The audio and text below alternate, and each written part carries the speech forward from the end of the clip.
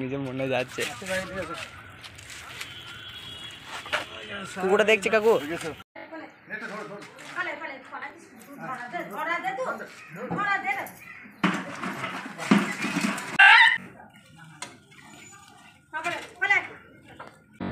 আজকে পূর্ব বর্ধমান আতার বলগুনা স্টেশনের কাছে কয়েকটি পথ কুকুর খুবই অসুস্থ ছিল এবং একটি বাচ্চা কুকুর ঘাড়ের কাছে এতটাই ক্ষত পোকা হয়ে যায়। আর একটি কুকুর এই বাচ্চা মা কুকুরটি ওটাও শরীরে এতটা অসুস্থ ক্ষত হয়ে এবং পোকা হয়ে যায়। এবং ওই কুকুরগুলো করুণ অবস্থা দেখে Biswajit Mukherjee, RPF, rail police এবং নাসির ভাই ওনারা আমার সাথে যোগাযোগ করে ওনার কাছ থেকে খবর পাওয়া মাত্রই আমি কিন্তু তড়িঘড়ি আসি। এবং এই ধরনের অবলা প্রাণী ক্ষত কুকুর যদি থাকে এবং ঘা হয়ে যায়, পোকা যখন কামড়ায় ওই কুকুরগুলো কিন্তু যন্ত্রণায় ছুটে একটা ঠান্ডা জায়গার মধ্যে ঢুকে পড়ে। সকালবেলায় মঙ্গলকোটে হিরো মাস্টার উনি আমাকে খবর দেয়, ওইখানে কয়েকটি পথ কুকুর সেবা করা হয়। এবং আজকে সকাল থেকে আমি এই কয়েকটি পথ কুকুর সেবা করলাম। পথ কুকুরের জন্যে সেরকম পরিষেবা কেউ তো রাস্তার কুকুর তুলে নিয়ে যে তার চিকিৎসা করার মতন মানুষ থাকে না, হয়তো কামড়ি দেয় ভয়ে কেউ নিয়ে যায় না। এবং হসপিটাল থেকে আমাকে ওষুধ কেউ সহযোগিতা সেরকম করে না। এবং কারো ভালো লাগলে হয়তো দু একটা ডাক্তার সহযোগিতা করে এবং মানুষের সহযোগিতায় ওষুধ দিয়ে আমি অবলা প্রাণী সেবা শুশ্রূষা করে থাকি। যে আপনি দীর্ঘদিন ধরে আমরা কিন্তু আপনাকে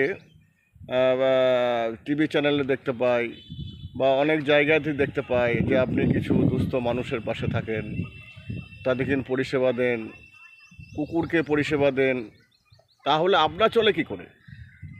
দেখুন, আগে আমার একটা ব্যবসা চলছিল, কিন্তু ব্যবসা থেকে ইনকাম হতো।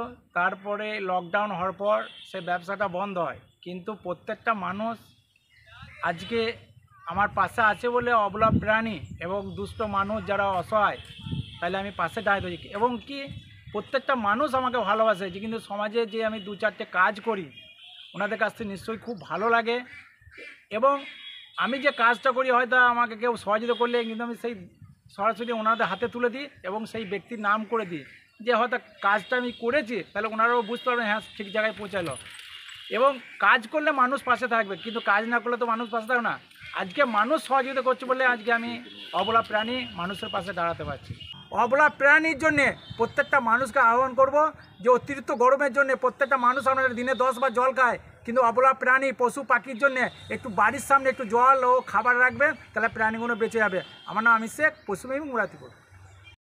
তাই আজকে আমাদের পশুপ্রেমিক আমির আমাদের এখানে এসছে এবং সকল কুকুরকে ট্রিটমেন্ট করলো।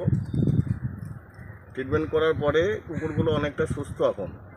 তো যাই হোক, আজকে আমাদের এই সমাজে আমির শেখ যে জিনিসটা পরিষেবা দিচ্ছে, তাকে ফোন করলেই কিন্তু সে চলে আসে।